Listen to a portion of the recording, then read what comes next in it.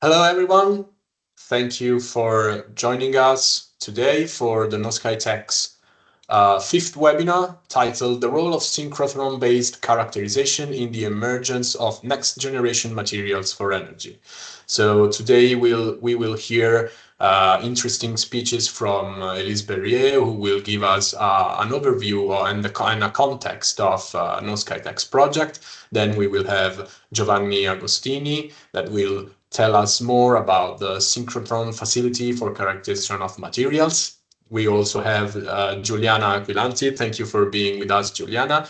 That will tell us more about X-ray absorption spectroscopy explained with the basics and insights into energy materials.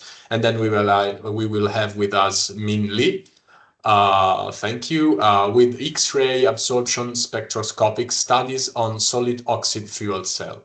So just some quick information about today's webinar. So the webinar will be recorded. So if you lose something, you will be able to watch it again in a couple of days, let's say. And it will also be posted on our social media, on Knowskite-x social media profiles. So check them if you want to rewatch it.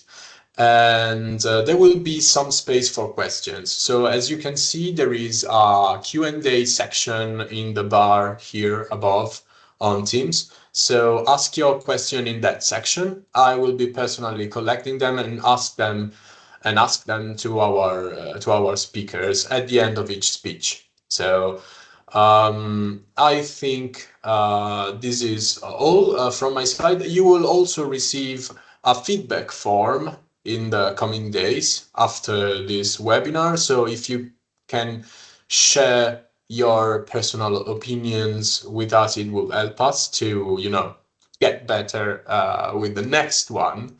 And so thank you very much. I would leave the word to Elise Berrier. Elise is also coordinator of Knowskite-x project, and she will tell us more about our project. So Elise, if you want to share your presentation.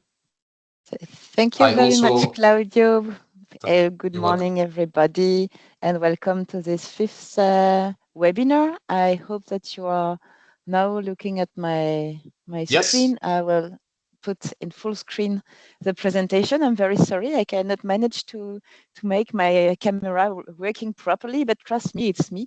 And yes, welcome to this webinar. Just a few words about characterization in our project, Knowskite-x. And firstly, meet the partners. We are from mostly Southern Europe, from Greece, Italy, Spain, Portugal, and France and Switzerland, and also Austria. And we are combining forces in modeling, theoretical chemistry, but also characterization together with machine learning and rational design of materials. Altogether, we are trying to base our approach on science. It means that we are targeting discovering new knowledge, and to this end, we need relevant tools. Those tools are the objective of this tool is to try to shed some light on the chemical composition or some other key properties that would, in ideal case, be element specific, provide information on the key properties like oxidation state or the band gaps or the local structure. And in the precise case of active materials, where in the frame of the Knowskite-x project, we are targeting fuel cells, electrolyzers, and supercapacitors. We wish to understand what's going on under use relevant conditions. So this is not an easy game, and we really need to have all together the excitation to investigate the phenomenon at the right time scale, right scale, and under these operating conditions. And this would allow us to correlate structure and activity. So, of course, we are using numerous basic characterization techniques, and we are progressing towards use relevant and very advanced ones. Amongst those, of course, the synchrotron-based techniques are at the top of the advanced technique and provide unique properties and unique insights making it possible to explain the catalytic performance. So here is a program for today. I think that Claudio already made a short overview of what is going to happen now.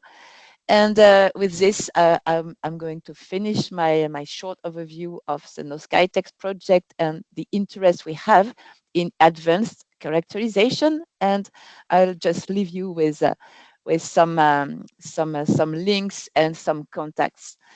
Thank you so much, and I hope you'll enjoy the webinar. Thank you very much, Elise. So without further ado, I would give the word to Giovanni Agostini from Elettra Synchrotron.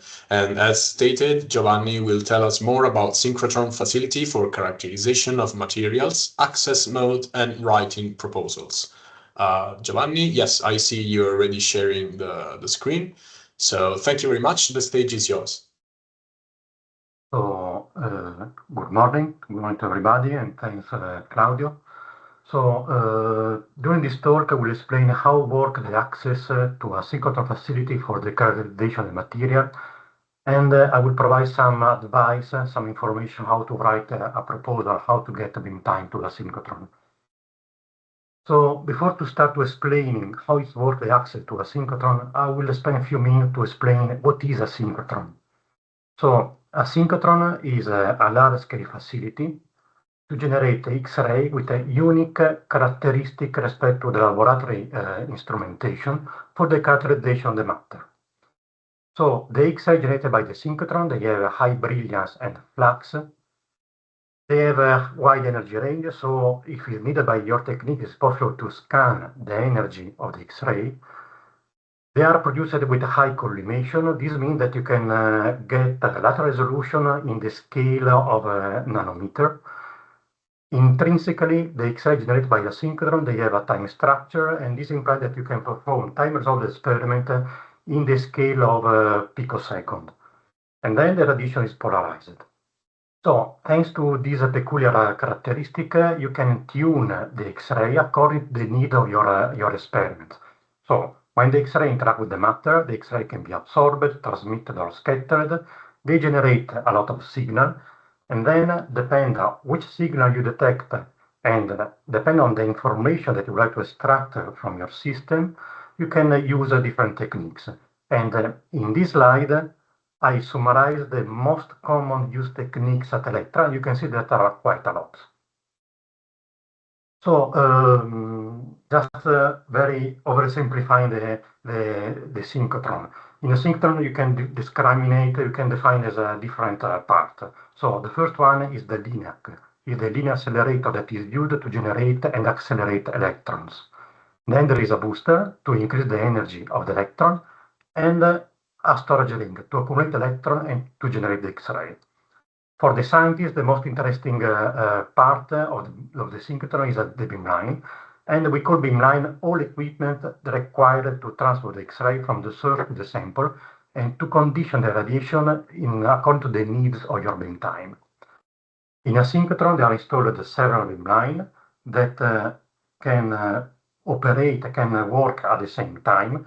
For example, at Elettra, we have a 28 beamline that can measure at the same time, so we can host at the same moment 28 different groups performing each of them their own research with different techniques.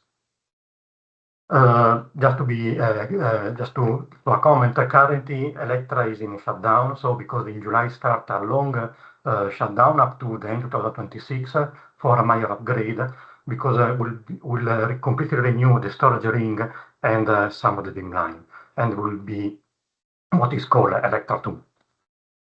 So, in Europe, there are several synchrotrons available to the scientific community. In this slide, I try to summarize, I hope that I didn't miss any of them, all synchrotrons that they can have a regular call to access to the standard user.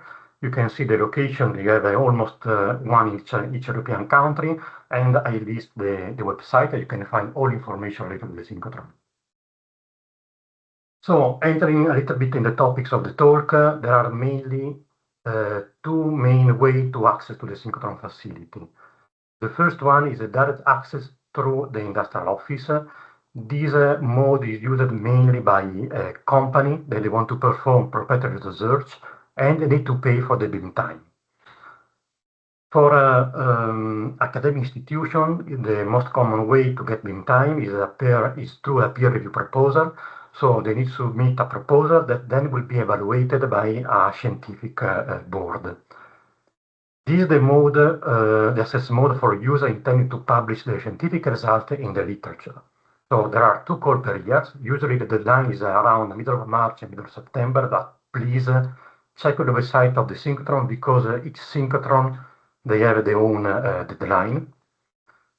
So you can submit a proposal for a normal proposal. So you're asking for 1 beam time that will be allocated during the semester consecutive to the call for the proposals.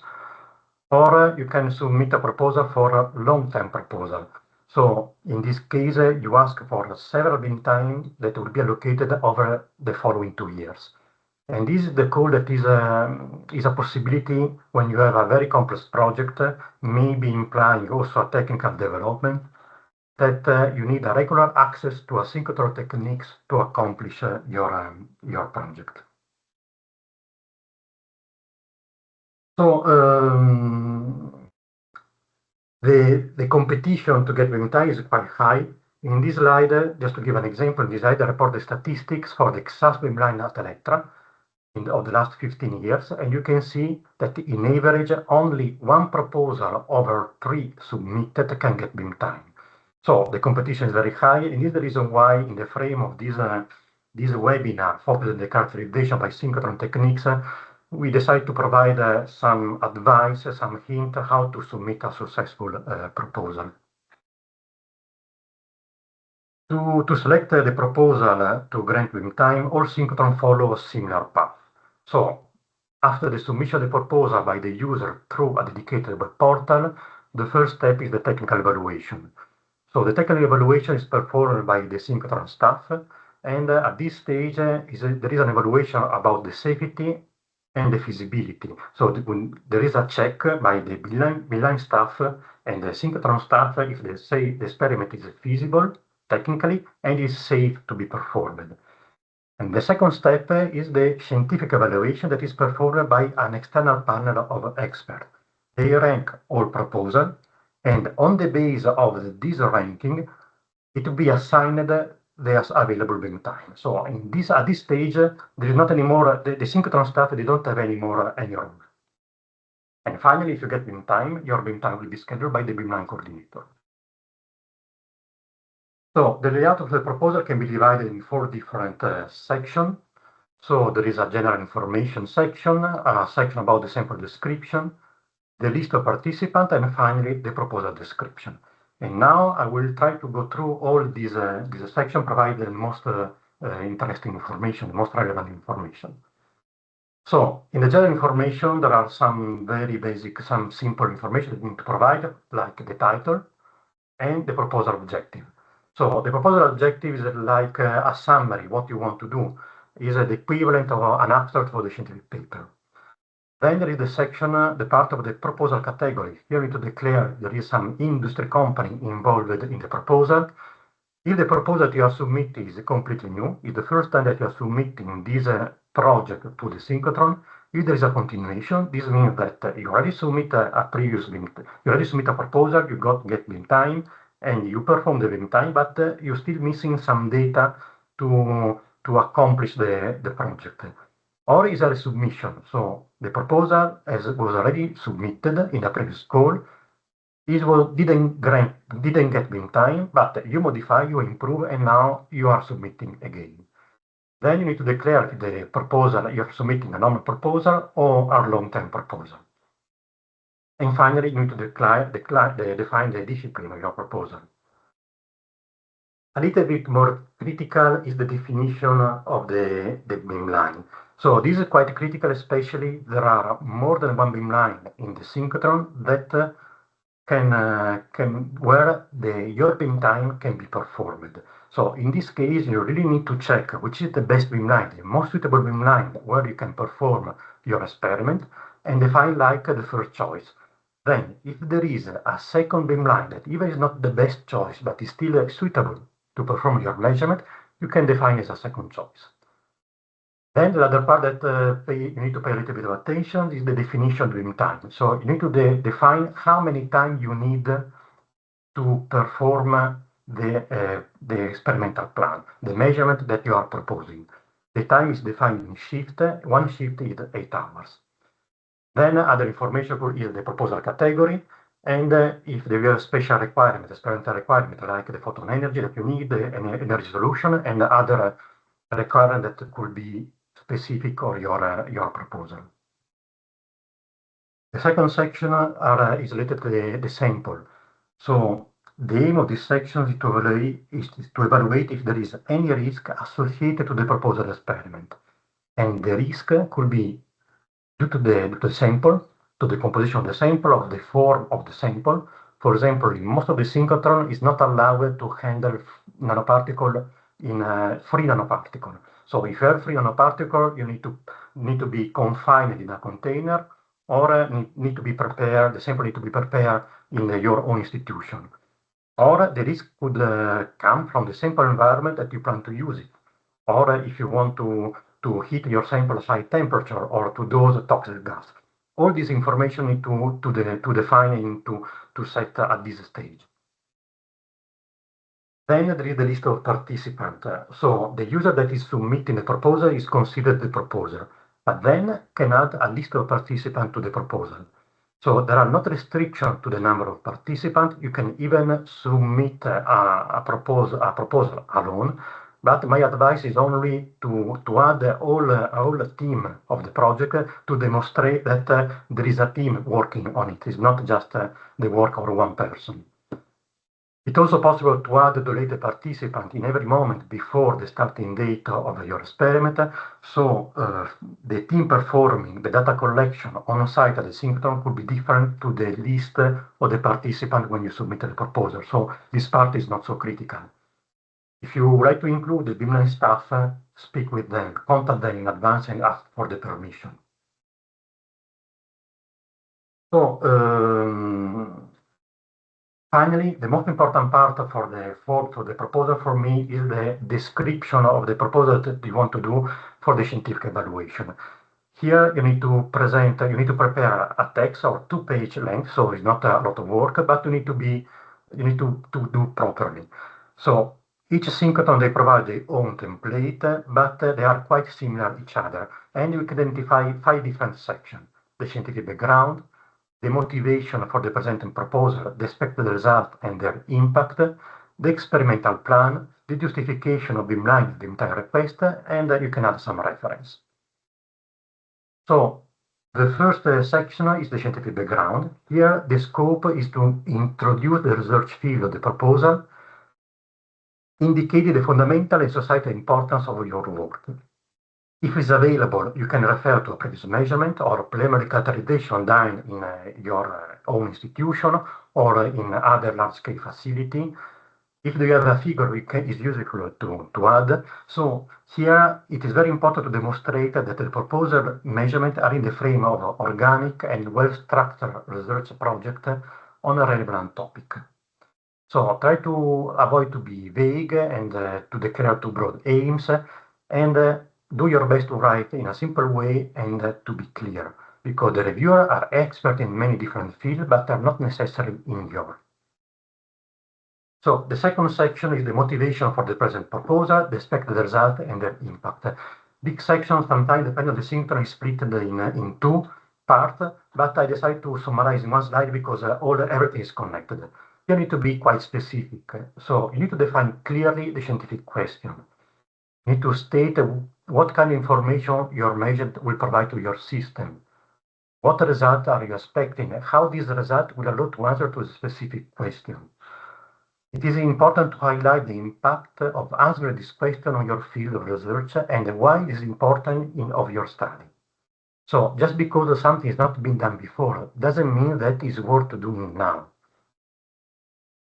In addition, if for your beam time you need to measure your sample in a special condition, like heat the sample high temperature, or the opposite, you need to work at low temperature, liquid nitrogen temperature, is important to mention already here. And you need to explain why these conditions are important.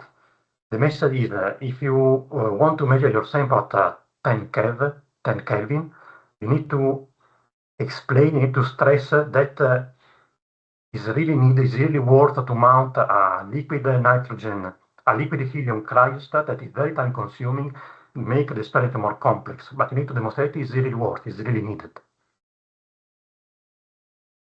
Then the experimental plan, here you need to define how you are going to carry out the experiment at the synchrotron. So you need to declare what you want to measure. For example, in a spectroscopy, you need to declare which edge you want to measure, how many samples you intend to measure, define the measurement condition, which is the temperature of the sample, the atmosphere, if you want to apply pressure or an electrical field. You need to specify the experimental setup, and if this experimental setup will be provided by the beamline, because it's a standard setup available on the beamline, or you will bring from your own institution.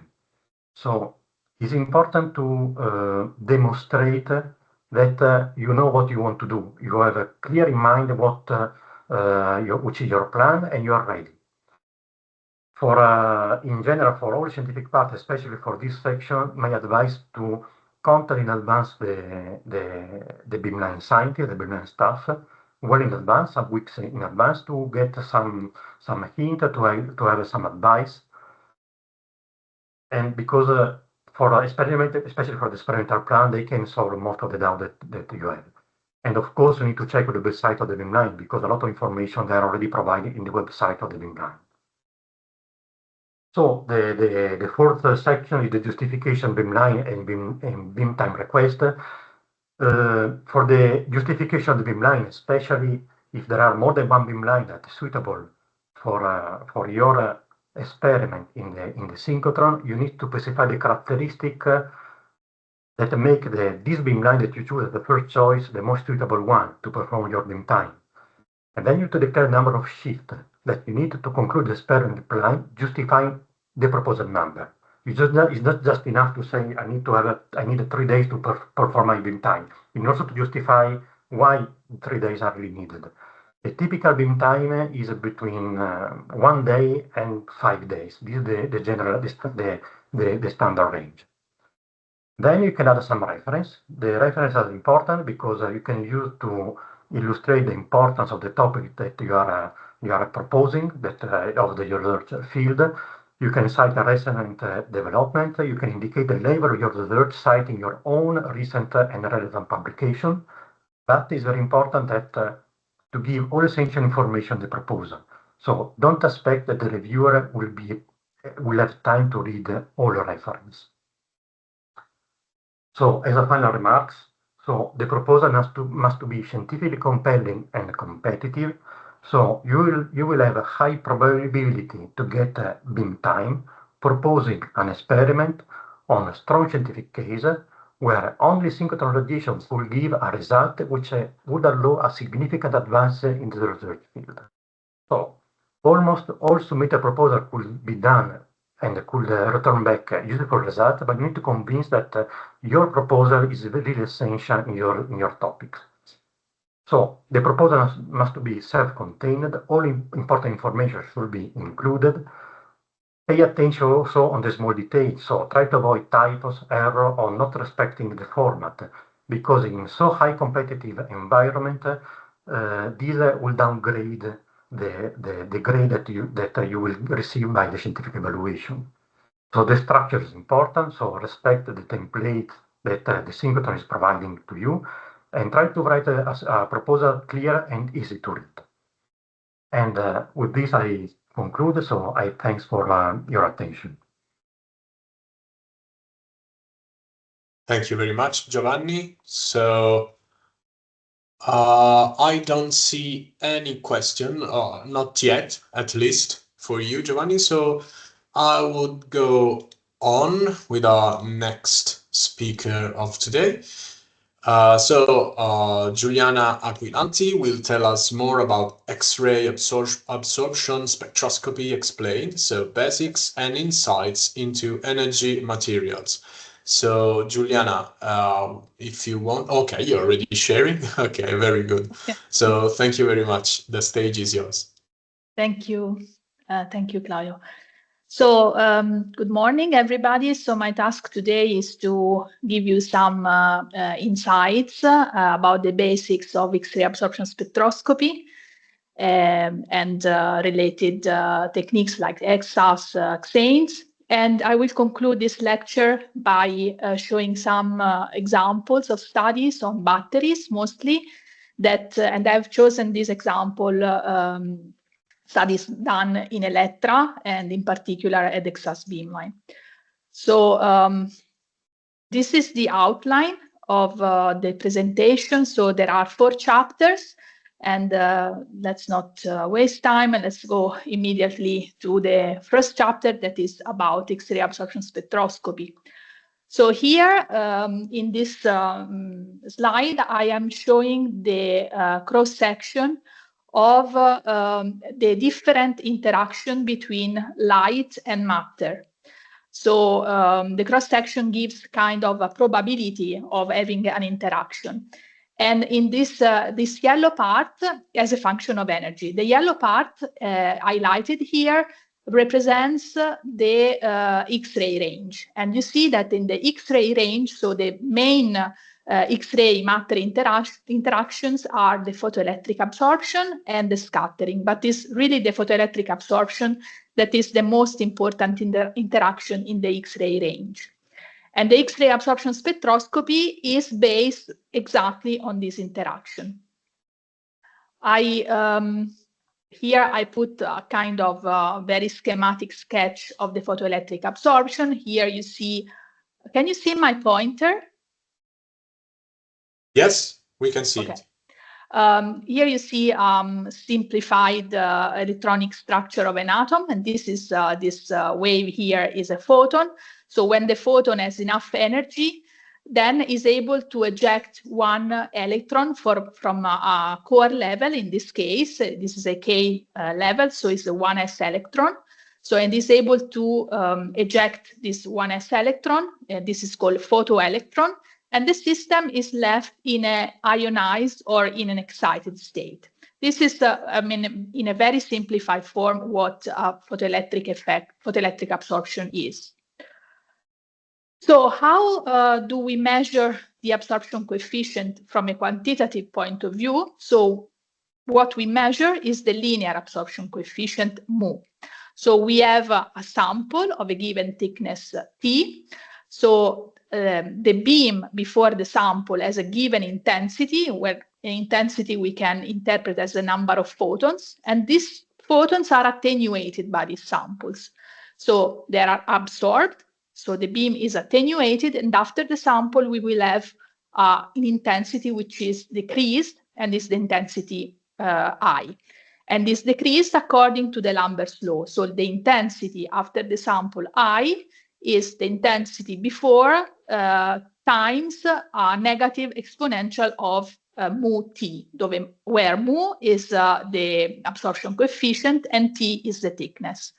So what we measure is in fact mu t, which we call alpha and we call absorbance, is nothing else the log of I0 over I1. This is the Lambert's law, nothing more than that. So as in practice, what we do, so let's say that X-ray absorption spectroscopy is still very much a synchrotron technique. So we are in a synchrotron. The synchrotron produces a white beam, and then a monochromator select one color of X-rays, so one energy. And what we do, we have a detector before and a detector after the sample. So we measure the intensity before and after the sample per each value of the energy.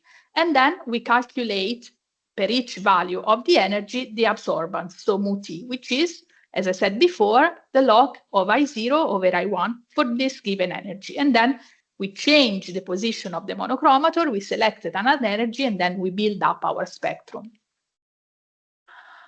Okay, so the absorption coefficient depends strongly on the X-ray energy, on the atomic number of the material, on the density of the material, and on the atomic mass. So we can write this equation where there are these four terms. And I just always like to pinpoint that there is a strong dependence on Z, is a power of 4, and that's why X-ray absorption is used to do images, because it gives you a lot of contrast. Here, for instance, the scissors have much more absorption than the bones, although scissors that's considered made of iron, the Z is 26 and the calcium is 20, but because of this fourth power dependence, it allows you to give you this big contrast. As you can see here, we can infer that the absorption coefficient is proportional, is a continuous function of energy. However, if we see the absorption coefficient as a function of energy for different elements, we will see that is not a continuous function, but there are abrupt discontinuities. These are these absorption edges, which correspond to the characteristic core level energy of the atom, which originate when the photon energy becomes high enough to extract an electron from a deeper level. So when we have this photoelectric effect.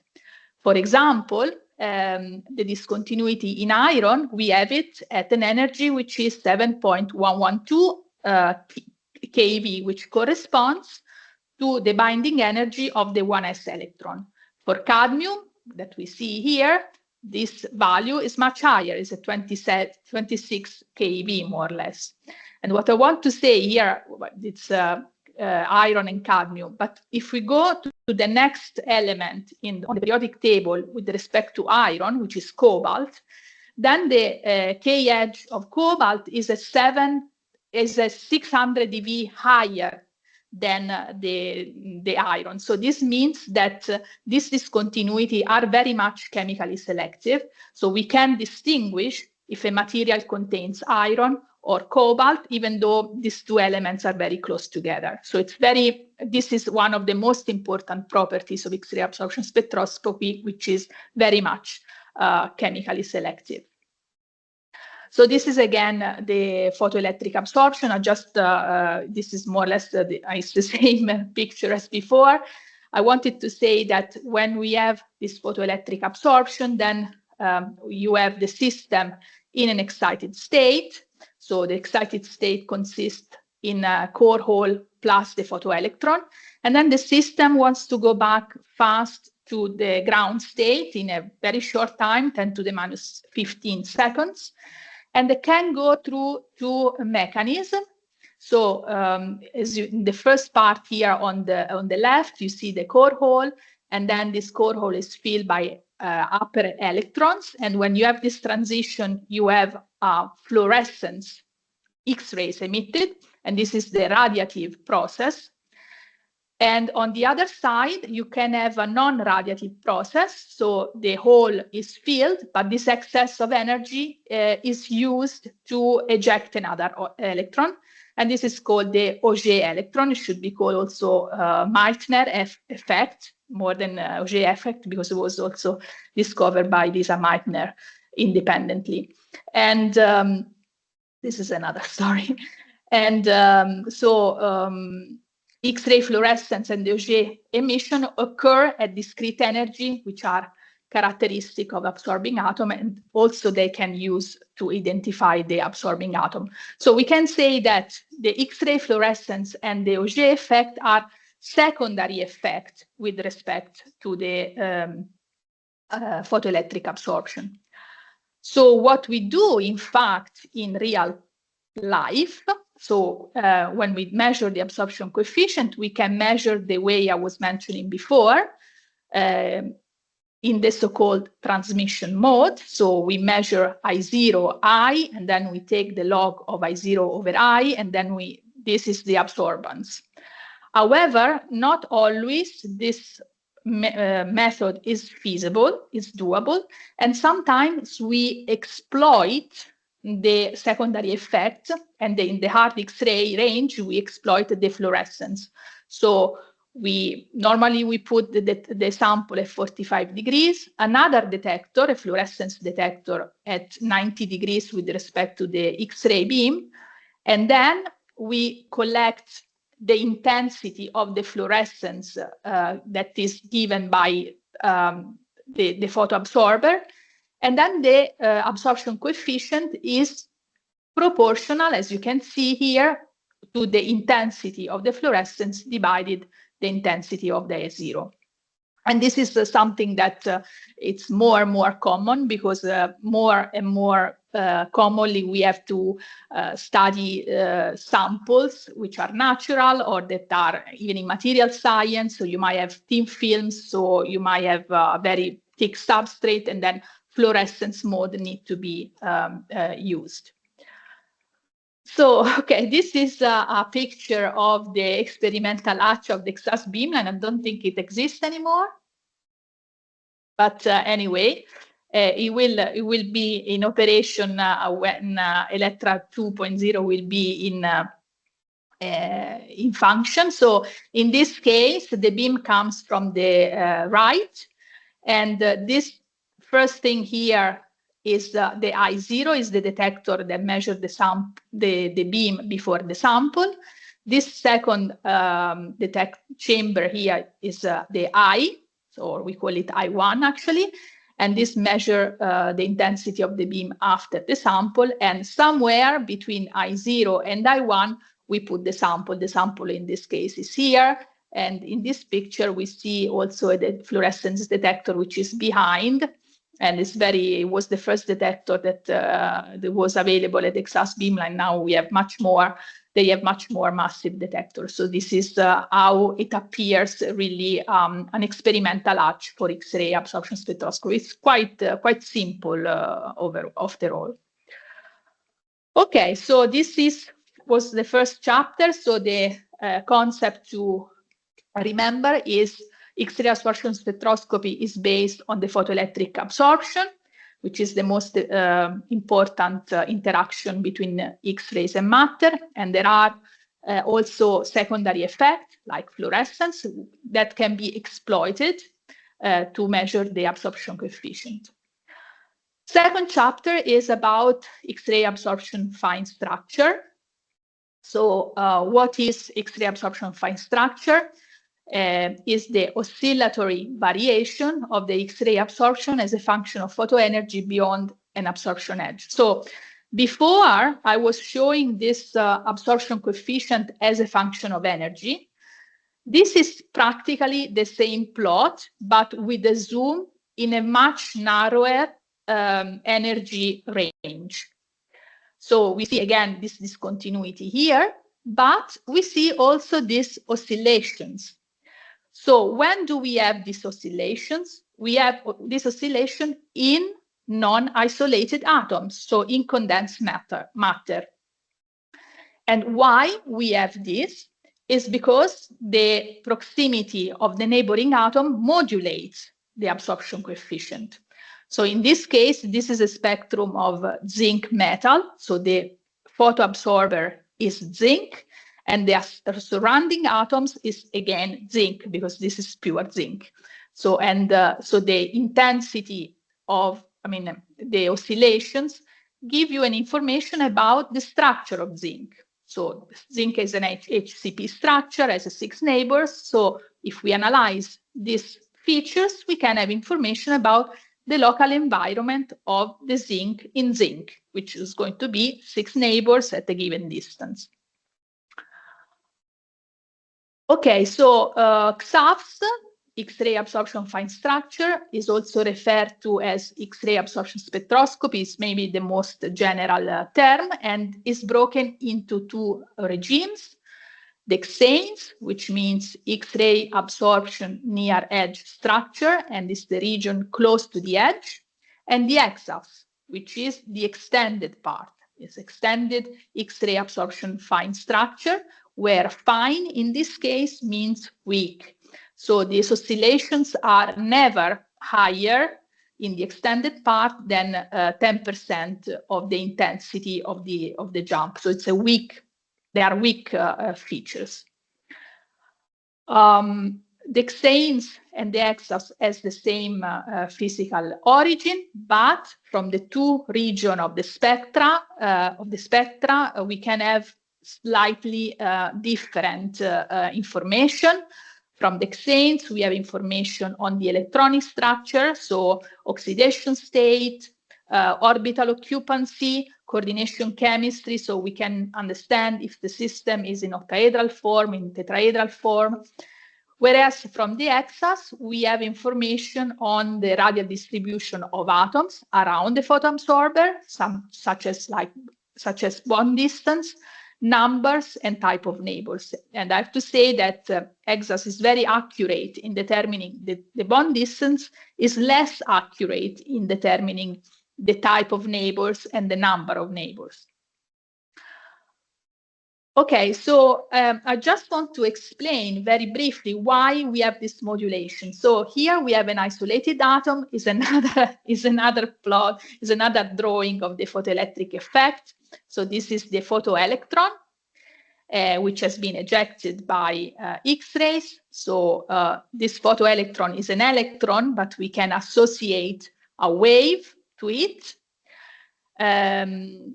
So we can describe the photoelectron with a kinetic energy, which is going to be the energy of the photon minus the binding energy of the electron when it was in the core level. So we can define the kinetic energy, we can associate a wave vector, we can associate a wavelength. So the more we increase the energy of the photons, the shorter becomes the wavelength associated to the photoelectron. So what happened to this wave? Now let's describe this photoelectron in terms of wave. What happens when we are in condensed matter? So there are neighbors. And so this wave is scattered by the neighbors. And there is another backscattered wave. So these two waves interfere between them, and the interference can be constructive or destructive. And this is what gives rise to this modulation of the absorption. Of course, there is a lot of quantum mechanics involved in this. This is just a heuristic description, but you can understand the modulation in these terms. So, in fact, the actual probing SAS is the photoelectron, which probes what is around is the photoabsorber. So what information we can get from the frequency of the oscillations? We can infer the distance of the photoabsorber from the neighbors. And from the amplitude, we can have information about the number and type of neighbors. So of course, if we have a lot of neighbors, we will have a lot of scattering, the probability of scattering will be higher, and then the intensity will be also higher. So we express the x-axis signal, we call it the x-axis signal T of k. So we express it as a function of the wave vector of the photoelectron. And this is again our zinc spectrum as it comes out from the beamline. We are only interested about the oscillating part. This is the part which contains the structural information. So we define the x-axis function as the mu, and we subtract the atomic background, which doesn't carry the let's say the structural information, and we divide it by the edge jump to normalize to one absorption event. So this is the x-axis function here. Sometimes we multiply by k square or k cube just to make more evidence of the higher part. This is just the same thing. It's just from here to here, there is just a multiplication in this case with, by k square.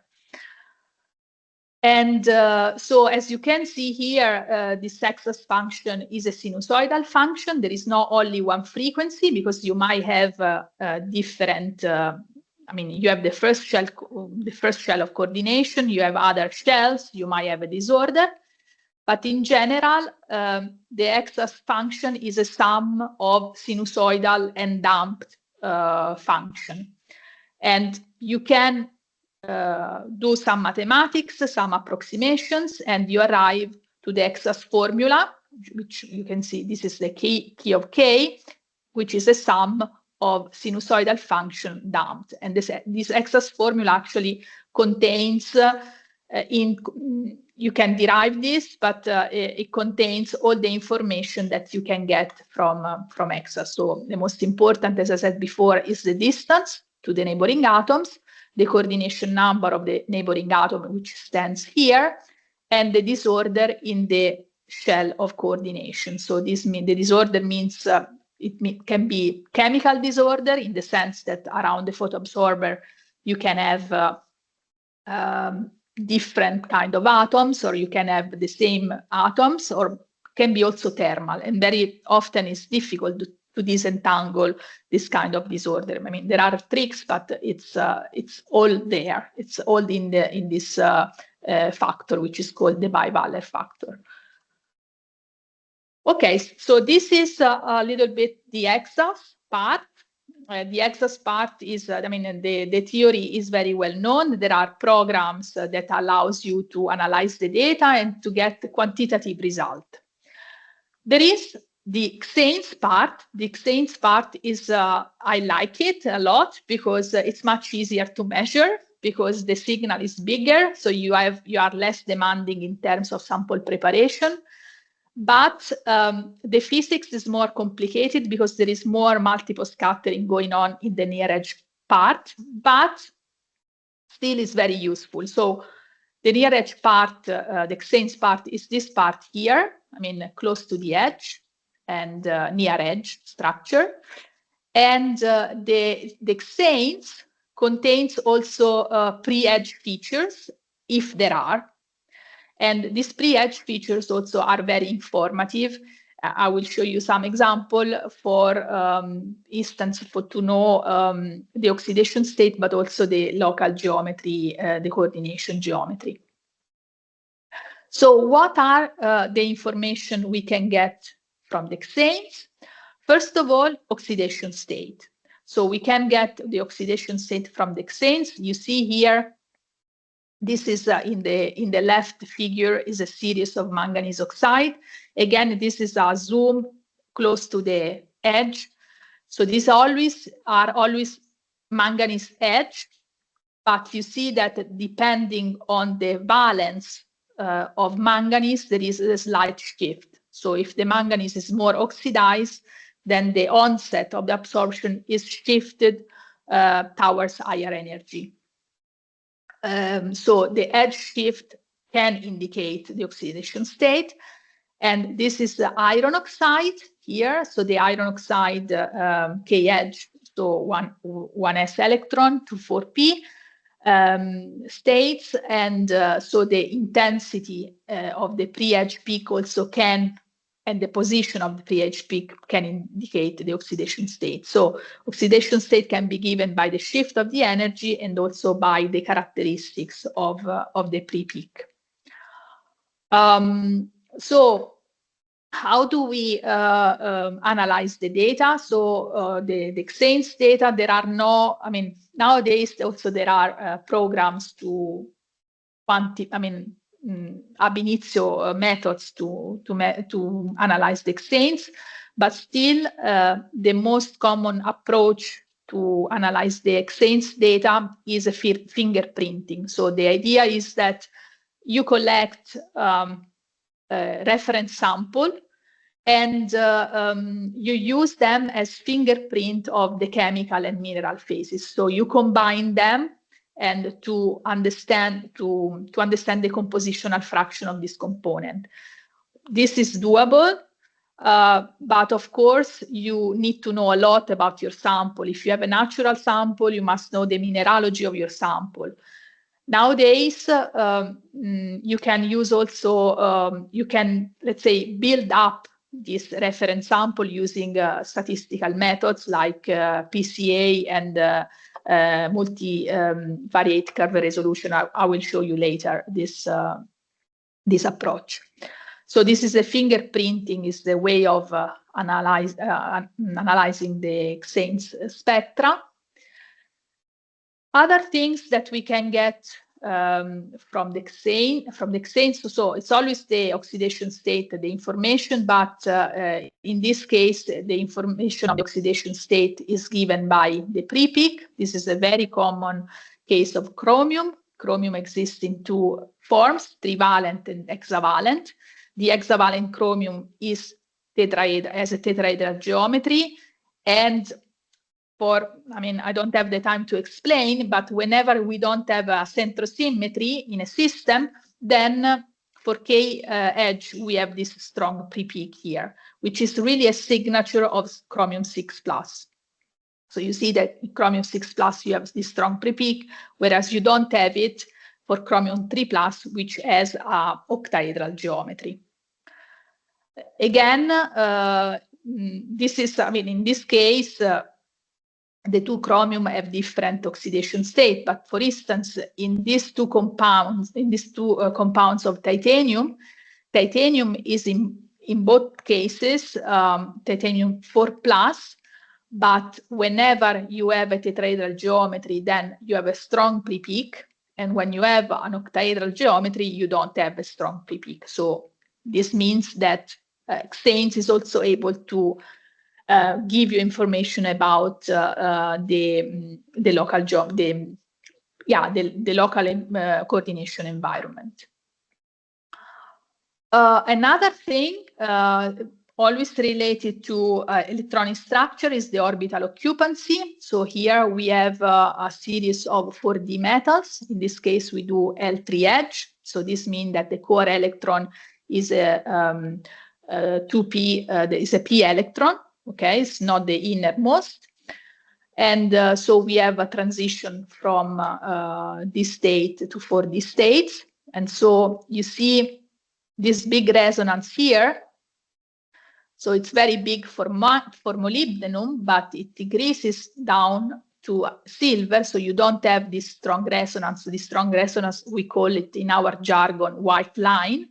So the white line decreases. Oopsie. Decreases when we increase the D state occupancy. So this is also another way to use the Xanes to know about the orbital occupancy. Okay, so I have also concluded the part on Xanes. The Xanes, just wanted to show you what you can get from the Xanes. The Xanes is very much used for energy materials. And overall, what are the features and the application of X-ray absorption spectroscopy is the chemical selectivity. I have shown you before that the position of the edge is very much different from one element to another. So this means that you can study easily a system which is multi-element in a complex matrix, because you can tune your energy around the energy of one element that you are interested in. You can have information about the local structure from the EXAS, and this makes this technique very complementary to X-ray diffraction, which on the other side give you information on the average structure.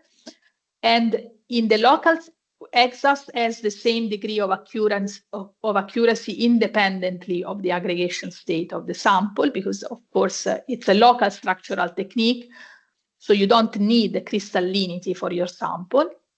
And then the other feature is that you can get, which is a plus with respect to X-ray diffraction, you can have information about the electronic structure, which means oxidation state, we see from the edge, orbital occupancy, we see from the intensity of the white line, and local geometry. All right, so I go to the last chapter, I selected 3 examples of studies of energy materials. I don't know how much time I have. Well, anyway, I continue. And so I was selected studies on batteries. Mostly this is a scheme of lithium-ion batteries. So I don't go into much details about this, but so in lithium-ion batteries, it's important that you must have a lithium-ion exchange between the electrodes, and the electrodes material must favor the intercalation and the release of these ions during the charge and the discharge. So what we do in using EXAF is that we study this material. And in my experience, I have seen that with times, we have passed by doing ex situ studies, in situ studies, and operando studies. So the research using SAS on energy materials was following this trend.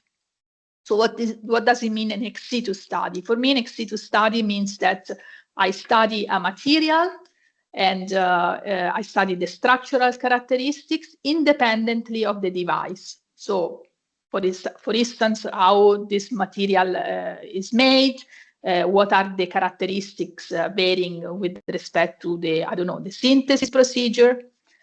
In situ experiment, what we used to do is that you prepare several batteries. So the material is in a battery, in prototypes batteries. You start cycling this battery, but then you stop the cycle. So you prepare, in this case, you prepare, let's say, 5 batteries.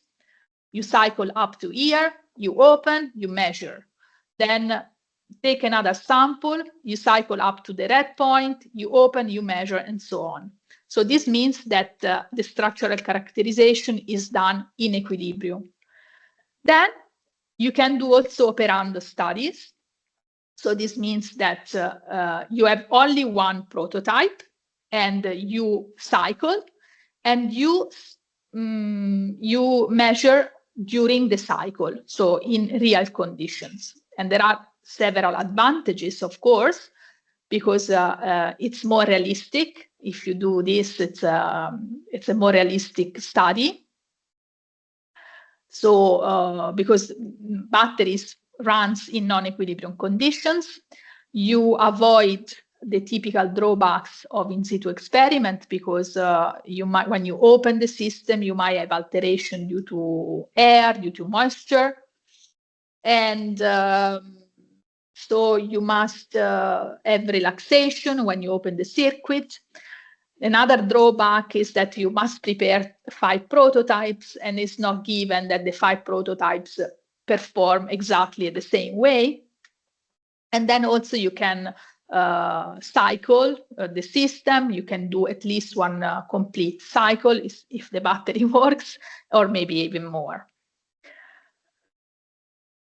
So these are the cells that we have to use. Of course, we use prototypes. We can use coin cells. The coin cells are like the batteries that we have in our watch. This like pills. But of course, this is the case must be modified, because you must have a window which is transparent for X-rays, and you do this sandwich of the different components. Then you can do pouch cell.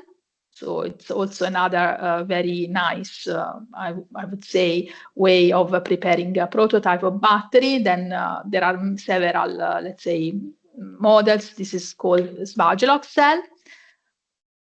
Wait a second. And this, I don't know if it's very visible, but this is a pouch cell that we have put on the beamline. Most of the measurements are done in transmission mode for batteries. Occasionally, we did also fluorescence mode when for some particular cases. And in fact, here there is a cell, a chamber that has been built to study lithium sulfur batteries that had to be measured in fluorescence mode with the detector the fluorescence detector inside the chamber. Okay, so I go with the examples. So as I said, these are all examples done in Electra. I've chosen some examples which I found more didactic for this webinar. So the first example is a study on the electrode is an olivine, so it's iron phosphate, but in this case is a mixed metal olivine. So the manganese has substituted the iron. Why? Because they have been seen using preliminary characterization that the presence of manganese increases the working potential. However, there are some drawbacks because the presence of manganese hinders the insertion of lithium because of Jahn-Teller distortion. So what has been done here in these studies, XAS has been used to follow the redox at both centers, so at manganese and at iron, and to follow the modification during the cycle. So we have done the experiment at manganese and the iron KH, which are closed elements, but still we can distinguish very well because there are, let's say, 500 eV of difference between the two edges, more or less. Data analysis, we have used principal component analysis to, let's say, analyze the different components and the multivariate curve resolution. And also we have done the standard analysis on the reconstructed spectral components.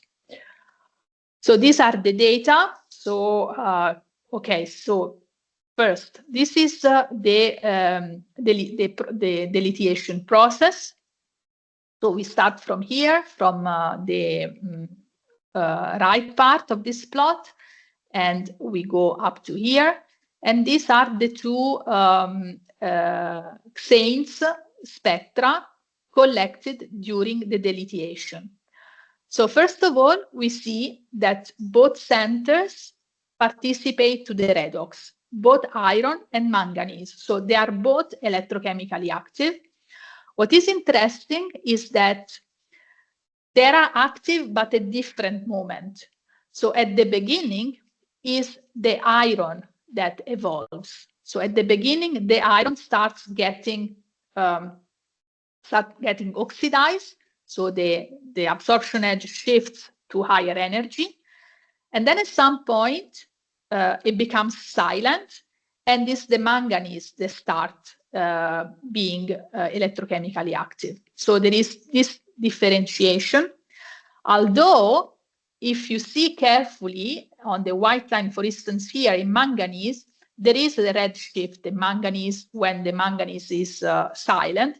This is because probably the manganese feels the influence of iron, and also because it feels the fact that the lattice is decreasing because we are removing lithium, so the lattice is decreasing. And the same stuff we see in iron. So when iron is supposed to be silent, there are still some modification indicating that the iron, even the local structure, feels some modification in the lattice. So these are the spectra which have been reconstructed using these statistical methods. So statistical methods consist in determining the components and then reconstructing the spectra. So these are not real spectra, these are reconstructed spectra. And the system here is quite complex because there are 4 components that take part in the reaction, both for iron and for manganese, and the components do not evolve in the same way. So for the intermediate components, we see that the maximum is always reached for iron and then for manganese. So in this system, iron is the one that behaves faster than the manganese. Another example is this is quite similar. I will go fast, but I wanted to show this because this is a Prussian blue that we have studied a lot on the EXAS beamline, even XC2. And it's a very nice system for EXAS because it's composed by this arrangement, linear chains, which give rise to very strong EXAS signal. And it's something like a holy grail for people doing EXAS. And it's a good system for batteries because it can be porous, so it can host lithium. So even in that, here we have used copper hexacyanoferrate, and the common belief was that only iron was electrochemically active. But this, so with this study, we have shown that this is not the case. So these are the data taken during the charge and during the discharge. So we have taken in total 64 spectra during a cycle.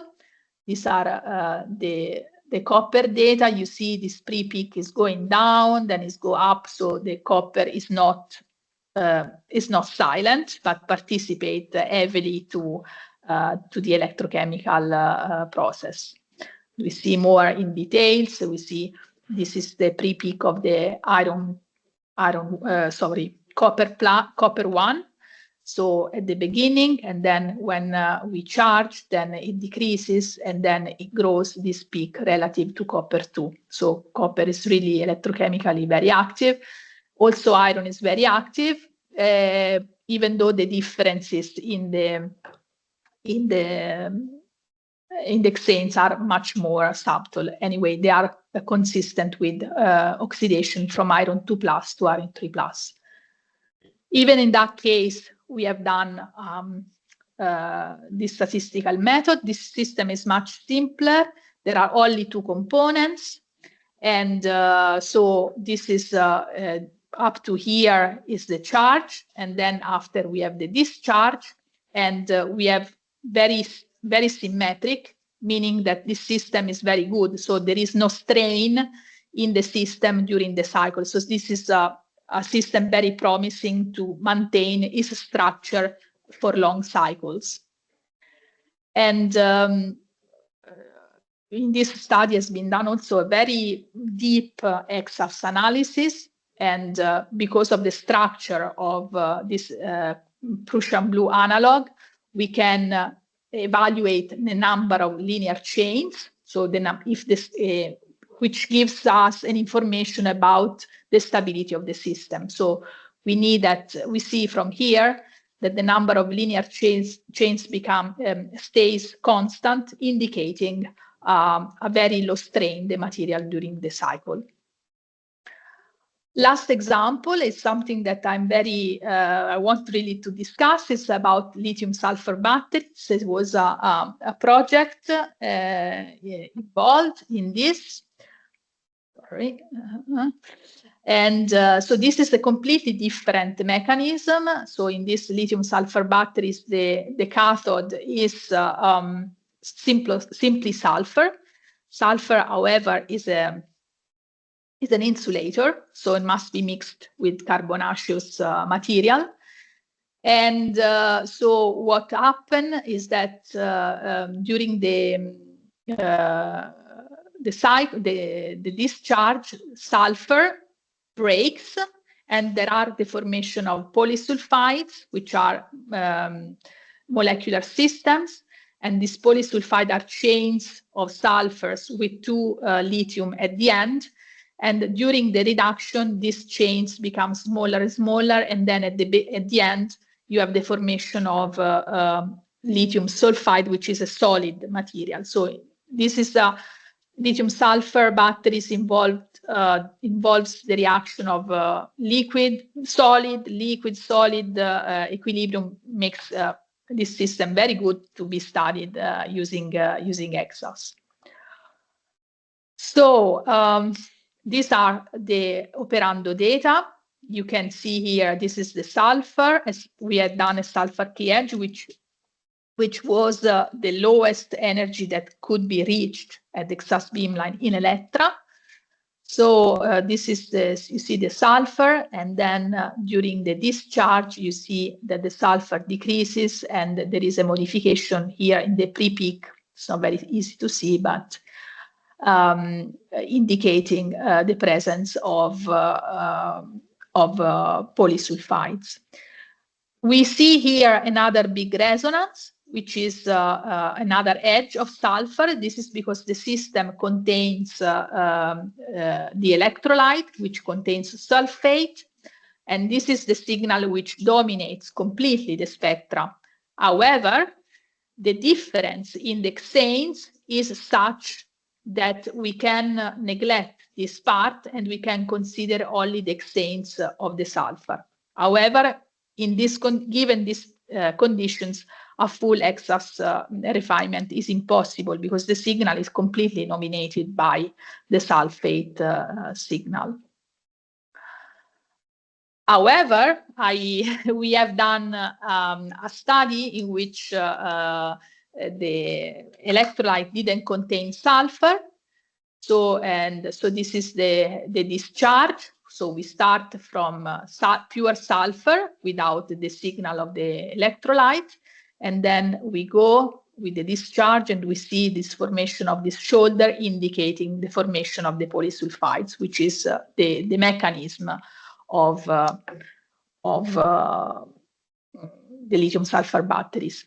How we did the analysis, we used reference compounds. So we did linear combination fitting. We see here some fits, and from the fits we could verify how is the behavior of the system. So this is the electrochemical curve during the discharge. So we see that the sulfur consumption is different. So at the beginning, the sulfur decreases a lot and then goes a little bit less steep.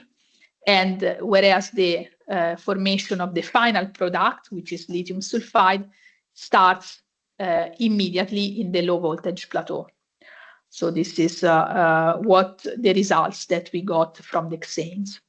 This was the unique case in which also an EXAFS analysis could be done. And so these are the EXAFS data. These are not brilliant data in the EXAFS, and nonetheless, these are very good considering the conditions. And so we analyze quantitatively the data, and we could also retrieve, let's say, how the chains becomes smaller and smaller. At the beginning of the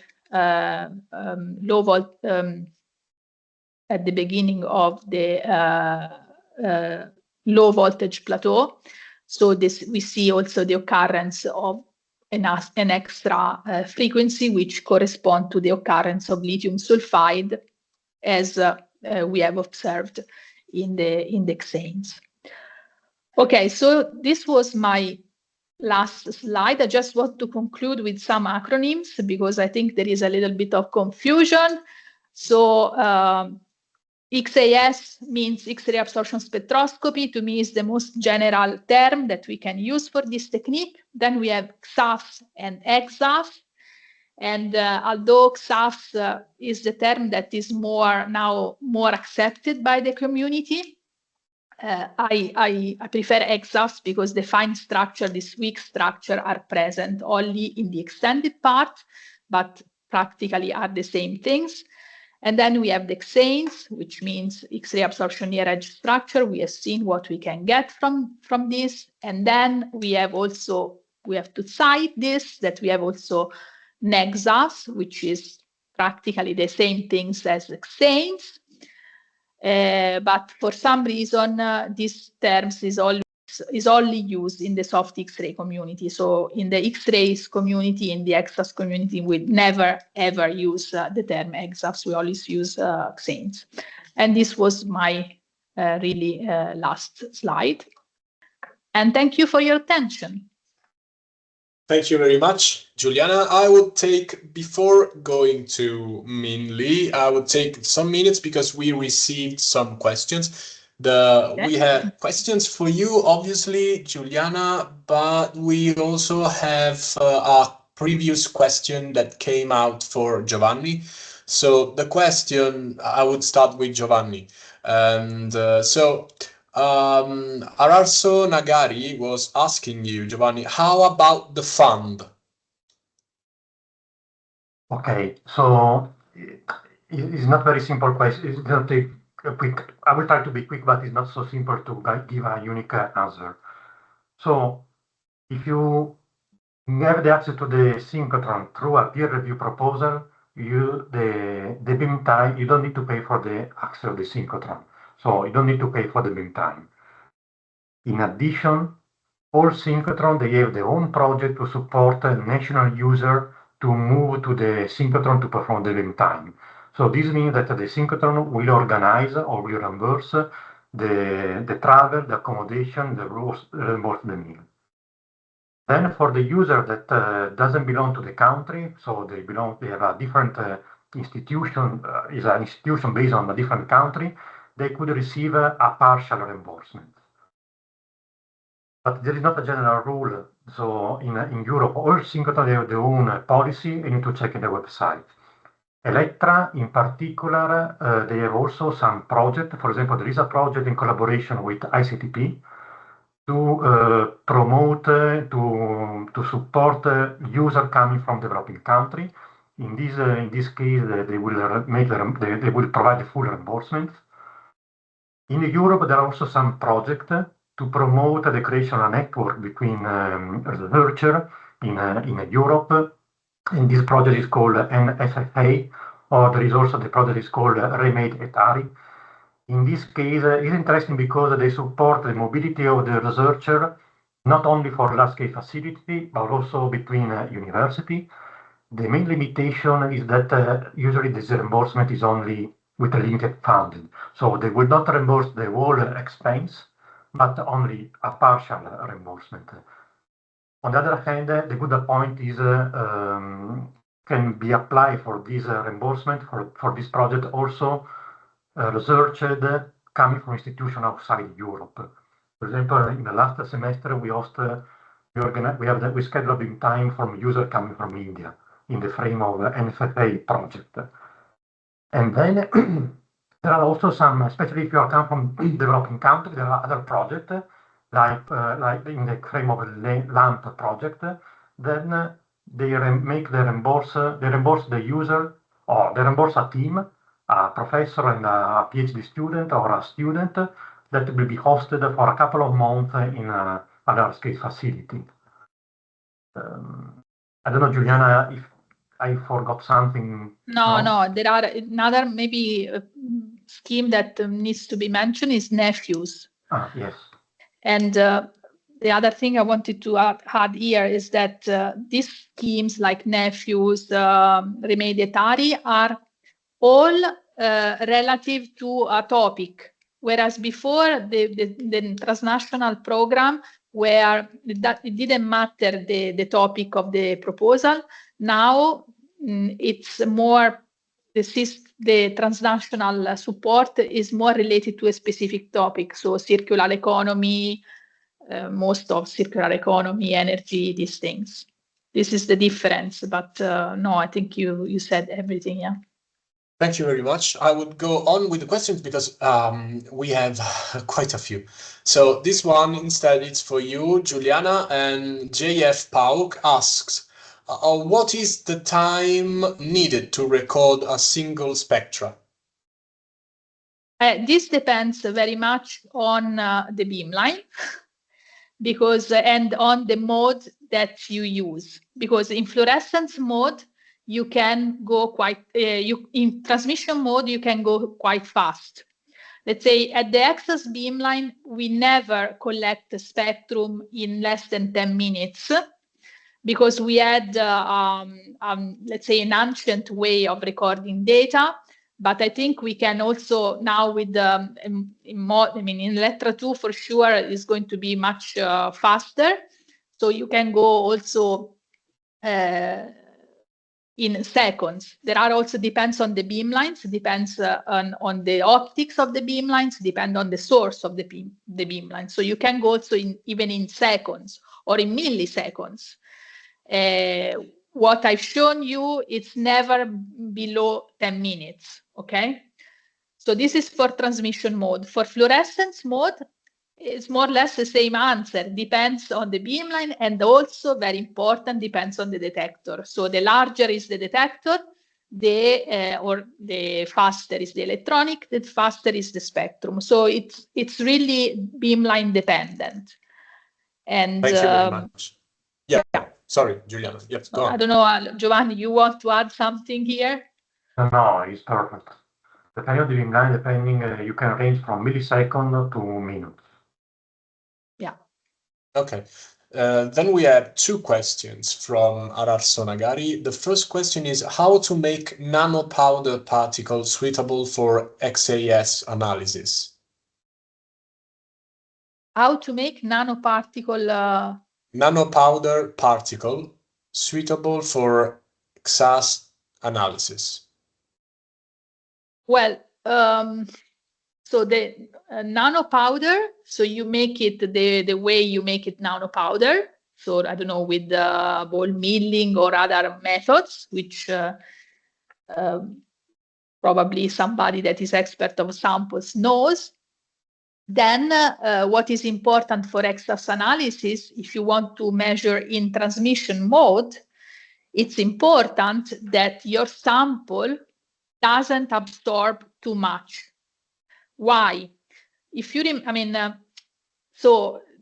more or less, if you work in transmission mode, you must have some transmitted beam after your sample, okay? So, because otherwise, because you do the log of I0 over I. So if the intensity of I is completely absorbed, then you have the log of I0 over 0, which is impossible. So normally, what we do in transmission mode, we mix the powder with the matrix in a given concentration, and you use a very light absorbing matrix like boron nitride or carbon. So we mix in order to adjust the absorption of the powder. That can be nanopowder, can be not nanopowder. If this is not possible, then the only choice is to measure in fluorescence mode. Then in fluorescence mode, you don't need to manipulate the sample. However, I think that whenever you can measure in transmission mode is always better. So if you can dilute your sample with the matrix, then it's always better to adjust the absorption of the sample in order to be able to measure in transmission mode. It's easier, it's faster, and the data quality is on average better. I don't know if I have replied because it was a strange question for me. Diana, probably, sorry, Claudio. Yes, because sorry. Probably is also related to what I comment in my talk that for safety reason in the synchrotron you cannot handle free nanoparticle. So this means that if a free nanoparticle that can be dispersed in air, usually most of the synchrotron they don't have the facility to handle properly. So for the measurement, you need to make the pellet to follow the process that Giuliano was explaining in your own institution. So you need to come with the sample already in pellet form. So you cannot disperse the powder in air, or you need to for example, you need to confine your powder in an envelope. This was, I don't know, probably was also related to this point. Okay, yeah, probably, yes. Yeah. I would go on. We have another question from our coordinator, Elise Berrier, who asked, is it something we can think of to investigate in solid oxide fuel cell mode, solid input H2 and output electric current?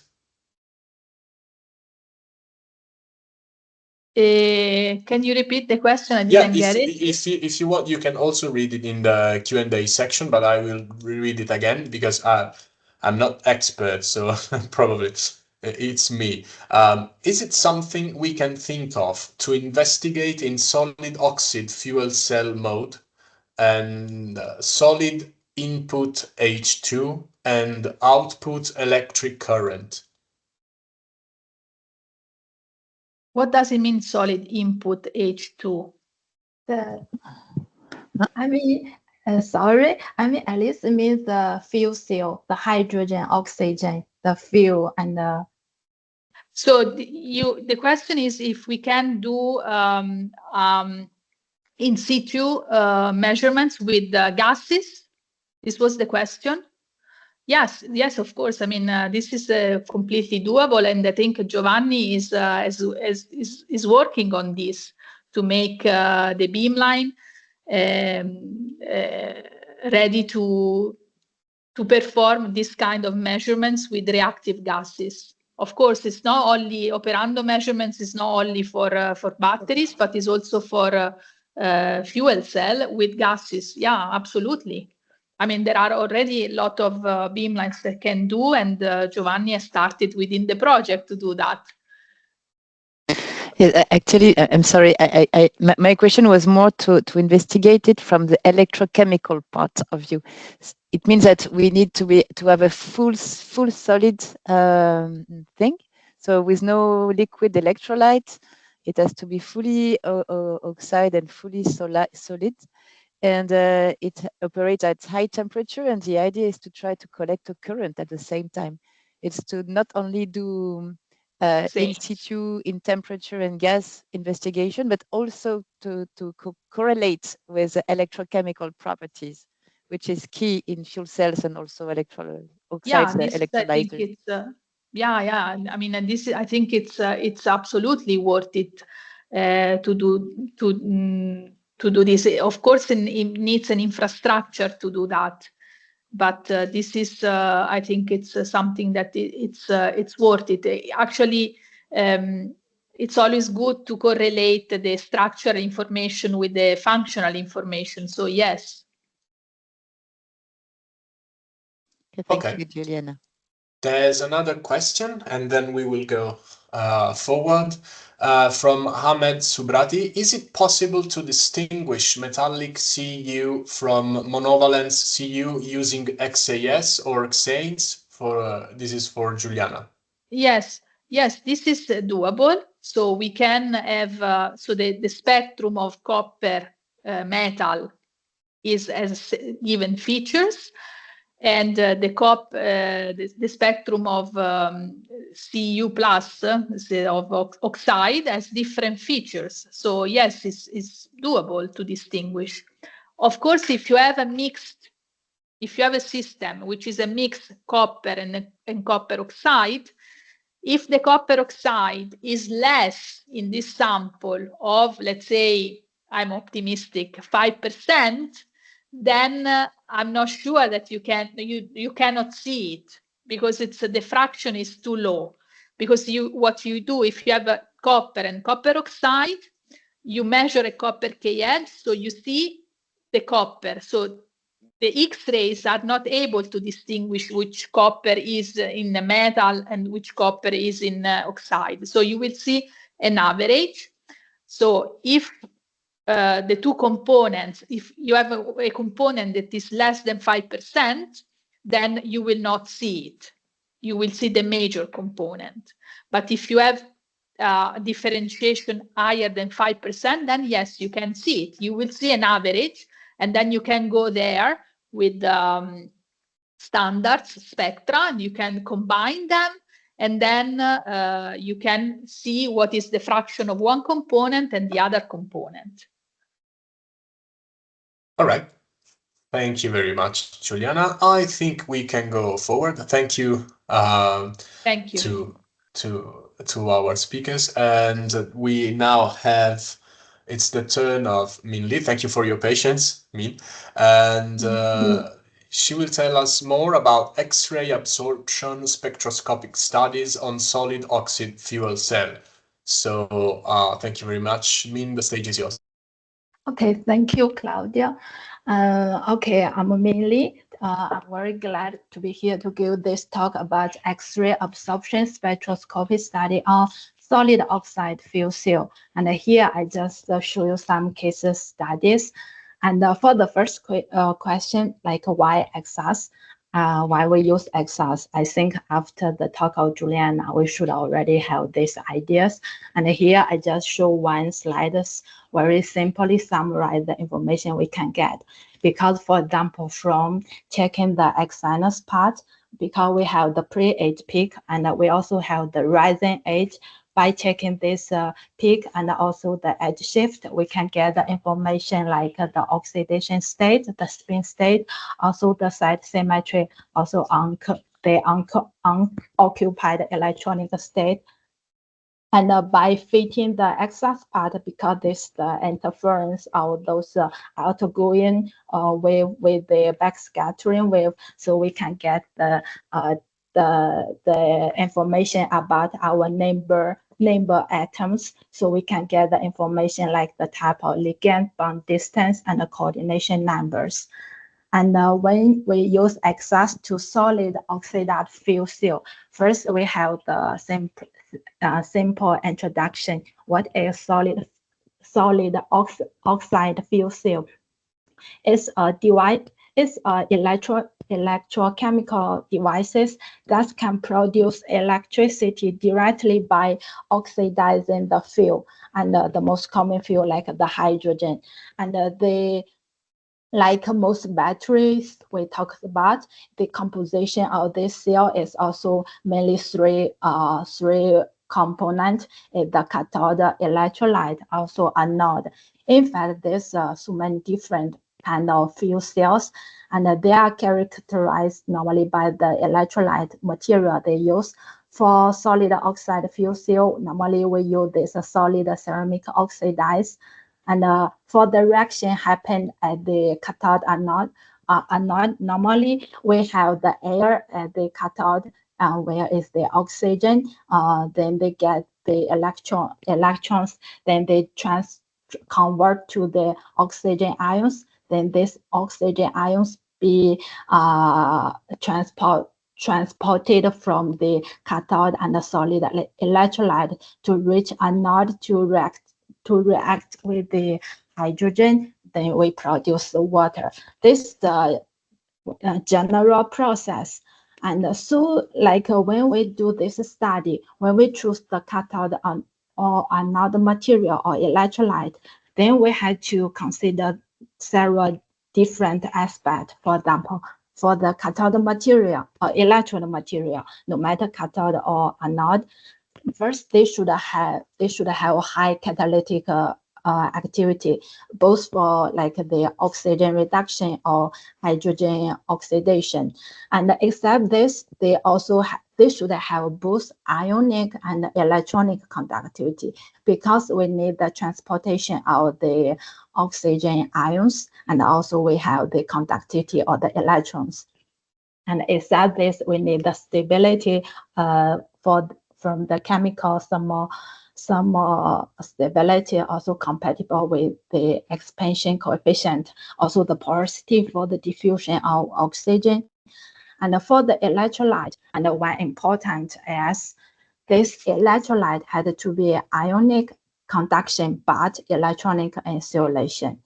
And so for the studies of this solid oxide fuel cell, the first study is they try to investigate this cathode reaction mechanism, because the cathode reaction as the oxygen reduction, where normally the oxygen from the air, they can be diffused and absorbed at the surface of the electrode. Then they get the electron, then the oxygen being converted to these oxygen ions. The reaction is very simple, but if we go deeper, in fact, there's involve several multi-step processes, and both of them can be the rate limiting step. So the first study is they try to combine the spectroscopy. Here is the axis with thermodynamics, but they changing the oxygen pressure, or also the electrochemical data. They try to divide it which step is the rate limiting step, because by checking the exact state, we can get those electronic and also local structure information. Then we can check this those information, how they change with changing the pressure, the thermodynamic, we also say the oxygen chemical potential, or with the applied potential. And this the first study, as they studied 3 different cathode material, which is very quite commonly used as the LSC, LSCCF, and the LSM, and they make this very dense thin film electrode, and also at the same time they also design their own Orlando cell. And because this allows the study at high temperature, this is very important to understand the real the reaction condition. And for example, for the first LSC electrode, they collect the cobalt KH date at a different oxygen pressure, and also at a different polarization. They use a different voltage.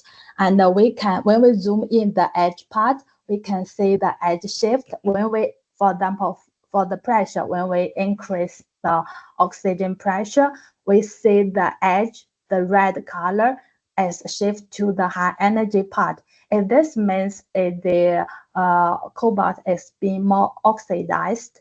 And also the same phenomenon was also observed when we apply anodic polarization. This oxidation state of cobalt also being oxidized. When we check the edge shift, when we like quantitatively calculate this edge shift, then we found that influence of the oxygen potential had the same influence as the applied potential. And the same experiment they also did for the LSCF electrode, and also for the LSCM electrode. And the similar phenomenon is observed for the first 2. And this, in fact, this is very interesting, because the when we change the oxygen pressure, we merely change the surface reaction. But when we change the polarization, we change both the bulk and the surface. And here we observed a similar change. This means this bulk part cannot be the rate limiting step. So for the LSC and the LSCF electrode, the rate limiting is the surface reaction part. And while for this LSM, and they also did the normalization with the depths from the electrode surface to the electrolyte surface. And we found this a different change. This discrepancy indicated that the rate determining step for this LSM material is the oxygen ion diffusion process. For me, this is very interesting, because this kind of study is totally different with the traditional battery study. And another similar study, they also try to study this rate limiting step, but they use different techniques. Before the one we wrote as outline, the hard X-ray, but here they use soft X-ray. And what the difference between hard X-ray and soft X-ray? Because of course the good point is from the energy point of view. The hard X-ray have the higher penetration path. So normally the gas or the electrolyte won't influence the data quality a lot. While for soft X-ray, they have very poor penetration power. So in fact, for this cell design is also quite tricky. For this study, they had to use quite a low vacuum or even ambient pressure. They cannot use high pressure because the gas also gonna absorb a lot. The another difference is from use soft X-ray, we can study the LH. The LH corresponding to the electron transition from 2p orbital to the 3D. Then we can check the electronic structure from the 3D orbital directly. Because for any transmission metal chemistry, the most critical orbital for the bonding is this 3D orbital. And so this is a very good technique for study this 3D orbital electronic structure. And here they use another cathode material as the lanthanum nickel oxidized. They also use the same dense thin film electrode. And here they collect the oxygen KH and also nickel LH. First, they try to test their cell at a different temperature and a different oxygen concentration. Then for the Orlando measurement, they test at 773 K and in 0.1% oxygen helium atmosphere. And when we check in the nickel LH and the oxygen KH, we found the change because this measurement is under the different under cathodic or anodic polarization, and we found that this polarization seems to have more significant change on the oxygen date. It means the oxygen 2p orbital of the ligand. And this pre-age or oxygen KH, in fact, they also corresponding to the hybridization of the nickel 3D orbital with oxygen 2p. So we can do the fitting for the pre-age peak. Then we can this another way we try to quantify yes the change of the oxygen electronic structure under polarization or under different oxygen pressure. And similar as we said before here, the similar change, the similar influence of this polarization and oxygen pressure, and also indicated that the rate limiting step in fact mainly happened at the surface of this electrode. And yeah, this is one study for the cathode material.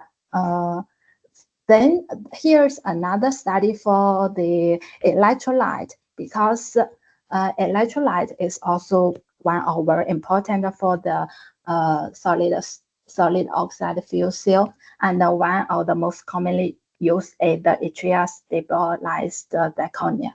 And because pure zirconia oxidized, they are not very stable, and they're gonna have huge composition change with the temperature. And in order to stabilize this structure, then one of the the method is we using this ion valent cation dopant. And for example, the zirconia oxidized, the valence is a 4+. When we adopt with yttria with 3+, in order to compensate this charge compensation, yes, we're gonna have the extra oxygen vacancies being produced. And but the problem is where this oxygen vacancies, how they distribute among this structure. In fact, for this study, they already have a report, I think more than 30 years ago. They are already using excess techniques also. And here we just show one example of this yttria stabilized zirconia.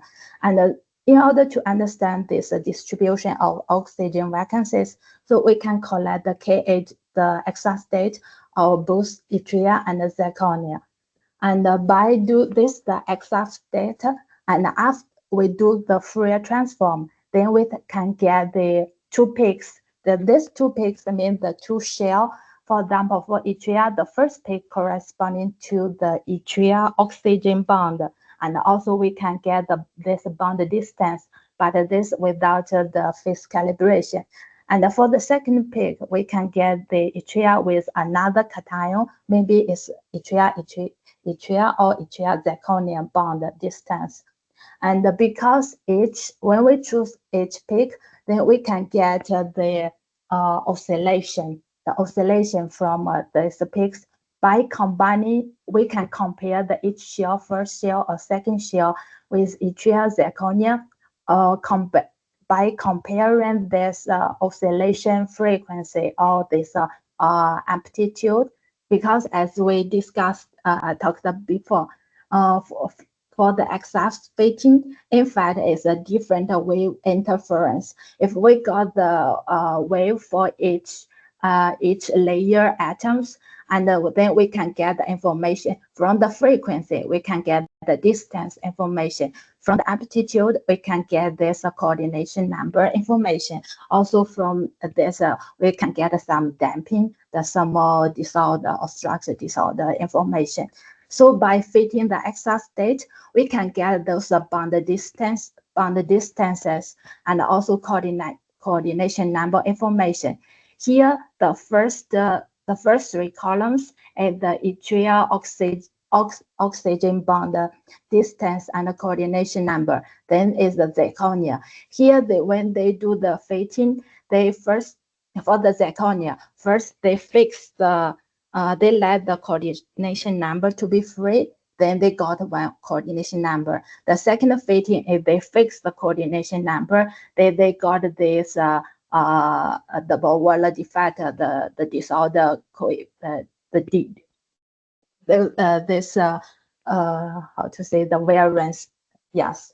And when we check in for the first shell, and no matter we fix the coordination number or we let the coordination number to be a free parameters to be fitted, and the number of zirconia, the coordination number zirconia is lower than yttria.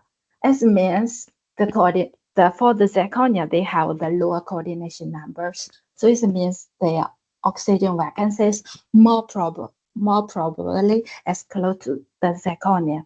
And also for the second layer, here they fix the coordination number to both 12, but we get the different, there's a double validity factors, and the higher means more disordered. This also, as we observed before, in fact, they have different aptitude. If we fix the coordination number, or if we let the coordination number to be free, maybe we're gonna have different coordination numbers. So by fitting this SF state, we can get the information about the location of those oxygen vacancies. And here is another case study about the another material. And here, in fact, the most commonly and widely used is this two-phase nickel and YSC material. Because as we mentioned before, no matter cathode or another material, they should have the probability of ionic, the mixed ionic and electronic conductivity. And here is a good combination because they combine the ceramic, whereas the ionic conductivity with the metallic nickel is good electronic conductivity. And meanwhile, this nickel also is very good chemical active point to absorb the hydrogen, this hydrogen oxidation process. And but they also have some benefit. Is how to say disadvantage of this another material, because this material maybe works well for hydrogen fuel, but if we change to some natural gas or ethanol, they gonna have very severe those they call the carbon deposition or sulfur deposition poisoning problems. And for this study, they use another material where it's only one phase, this strontium ion molybdenum oxidized, and because it's a single phase that combine had the mixed ionic and electronic conductivity. And the very good point is there's a material capable of operating with this alcohol fuels. This is a very interesting. And then for this material, as from the perovskite, perovskite structure point of view, the ion and molybdenum, they are both occupy this B side, like ABB or structure, and we want to understand how the role of the ion and molybdenum play in this structure, how they participate in this electronic and ionic conducting property, and also how those property lend to as a field tolerant this capability. And here they just they meant the sample they test as the pellet, SFMO pellet, reduced in oxygen or oxidized in the air. And for the SRD date, we didn't see any difference for this reduced or oxidized pellet, but that it means the long-range crystal structure don't have any change. But this means for the local structure or local metal electronic structure also doesn't have obvious change. I don't think so, because from the XR state we already see the difference, especially for the molybdenum, and one obvious change of the edge, the transfer of the edge can be observed. But for ion, this is a little bit different, because the different we see different external spectra, but when we check the pre-edge peak and also the edge peak, in fact the peak position is quite matched. And so this some change might be the oxidation state valent, but also might be the coordination structure or the electron structure point of view. They induce this change. So for more information, we had to do the XR fitting, because from the XR fitting, of course, these numbers is very important. The fitting result is very important for us to understand what's exactly changed when we oxidize or reduce in those samples. From the ion XR state, and we can see the bond distance I, as since doesn't change a lot, we can see the bond not changing. But the coordination number after reducing, the coordination number changed from 6 to 4, and this is a big change. And this might relate to maybe the oxygen vacancies formed at the ion side.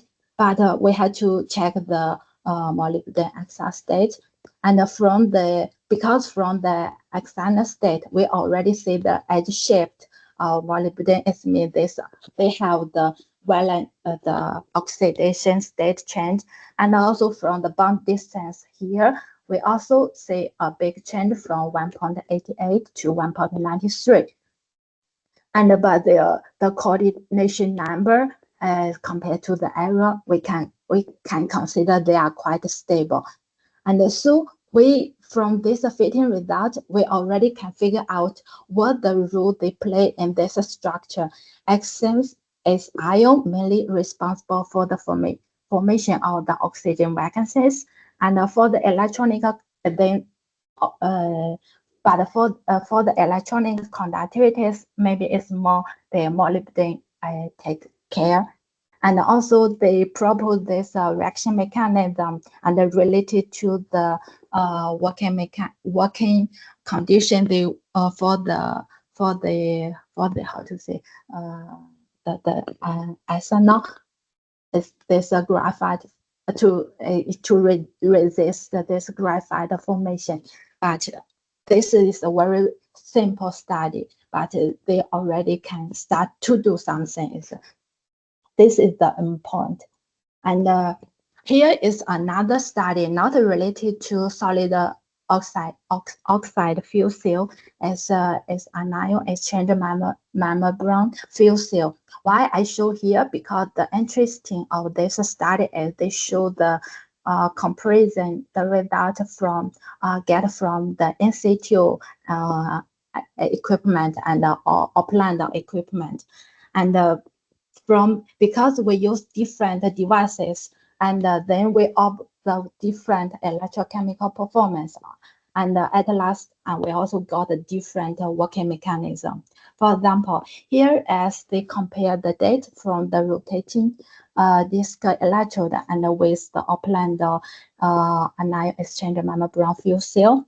And they compare this two cathode material. One is cobalt doped manganese oxide, the other is the pure manganese oxidized.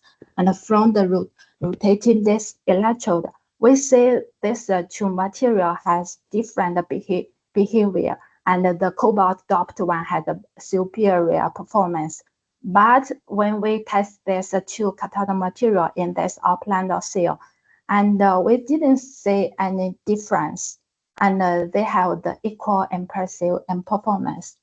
And so when we want to understand why or what happened, so we collect this excess state in both in situ state and upland state. And then here is the cobalt and the cobalt K. Manganese, yeah, manganese, sorry, if the manganese KH state, the manganese KH state, because from the exogenous part, we already know by checking the edge shift, we can know the oxidation state change. If we already have some standard samples, for example, we have some standard from manganese O, manganese 3, or O4, or different manganese oxidized, we can do a linear combination. We can get the different manganese oxidation state in those cells. And from this result, we found because the best performance was observed for cobalt doped manganese oxidized, and they have the highest valence oxidation state. And also as from the structure point of view, we know they mainly occupy this octahedral site. So we already have idea maybe the manganese at high oxidation state inside with octahedral structure have better or superior performance than the manganese in tetrahedral distorted structure. But if we want to know this more detailed coordination state, so we had to do this exact spacing. And from the first picture, I think it's very interesting because they compare the Fourier transform exact state for these two catalysts in both upland and in situ. And for the cobalt doped manganese oxidized, we didn't see any different for upland or in situ device from upland or in situ devices. While for those pure manganese oxidized, and we can see when we do the upland, when we use the upland devices, especially for the first shell, the first peak, we only observed one single peak. But when we're using the in situ devices, the second shell, we have this sibillate peaks. And this means for the second shell, maybe we have a different bound distance observed. And when we do the fitting, and we also for the fitting, because we fitting, because we already know at the beginning the manganese oxidized as it's a tetragonal spinel because they have this different bound distances. But when we use the upland devices, we only use one model is octahedral site. We found that this fitting result is very good. It means for when we use manganese pure manganese oxide with this upland devices, they have the same working mechanism as the cobalt doped manganese oxidized. So from all of this result, we can understand that if we really want to understand a mechanism of a reaction, in fact, upland or the real working condition is very important to get the right conclusion, to get the right answer. And here, here we show some more advanced techniques, because for synchrotron facilities as keep improving year by year, and except normal XR state, XR spectroscopies, now we also have some micro XR spectroscopy. And here is a study, they combine micro XRs with micro X-ray fluorescence, because for the solid oxide fuel cell study, the interface, for example, the electrolyte interface study is also very important. And this study is combined these two techniques. We can very directly observe the diffusion or the reaction at this intersurface. This is the study with the lanthanum strontium manganese, and they treated it in 1150 degrees in air, but with prolonged timing.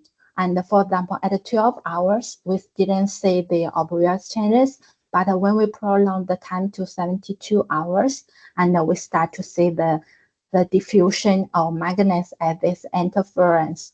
And also by collecting this XR state at this interference, we can get the different existing state of the manganese at this interference. Another technique also very interesting. We are reading articles, they call the angle resolved X-ray absorption spectroscopy. And this study also not for solid oxide fuel cell, it's for the protein exchange membrane fuel cell. But it's very interesting, this concept, because by changing the incoming beam angles, we can change the penetration depths of the X-ray. Then we can study our material at different depths. This is a concept. And for example, this study, and yes, and here is a sketch of this experimental setup. In fact, for the fluorescence detector, they have different crystals. For example, C1, C1, C3, C5. From the different crystals, we can get the information at the different depths. And then by this linear combination fitting, then we can get the oxidation state of our catalyst at a different depths. And also with the experiment time, we can get this time evolution of those the oxidation state change of our catalyst. And here is all the examples I read, yes, published on the articles. In fact, the main principle for the excess absorption is, as Juliana talked, is there. And if we want to use these techniques, and we had to know this mechanism behind it, and we had to know what kind of information we can get. If we know we know the information. If like we know the problem, we know our problems, and we are sure Excel is gonna help. This is the best, because this is gonna help us to solve the question immediately. And now we are also we already designed and made our own upland cells. Now we start to do the test, and this test is gonna cooperate with the group of Prof. Antonella. And here I also want to say thanks to all the students there, especially Beatrice and Davide. They really help us to prepare those lectures. And this testing is still going, is in process. I hope in the future we're gonna present more dates. And also, if you have more questions or you want to know more, we can keep in contact. This is the website we have. Also, we have the contact. And okay, thank you so much for your attention. Thank you very much, Min. We have a question for you from JF Palk. and it's for the nickel system. Did you try to compare hybridation results with theoretical calculation? Oh no, because in fact we didn't do this part of job. This job, as I read from the published articles. In fact, we didn't do this. If we can combine with the theoretical calculation, I think that's gonna be very good.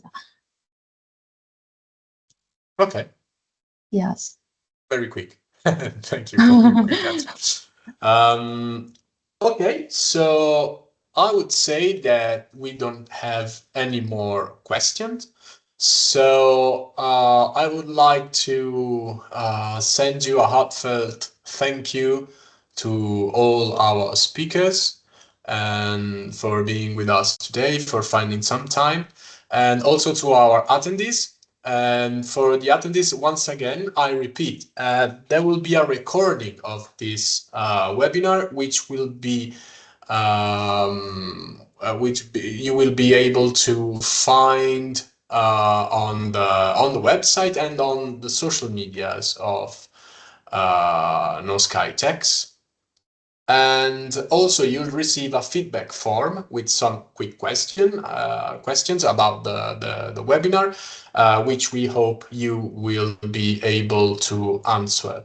So thank you very much once again to everyone, for speakers and attendees, and see you in the next event. Thank you very much. Okay. Thank you so much. Goodbye, everyone. Thank you.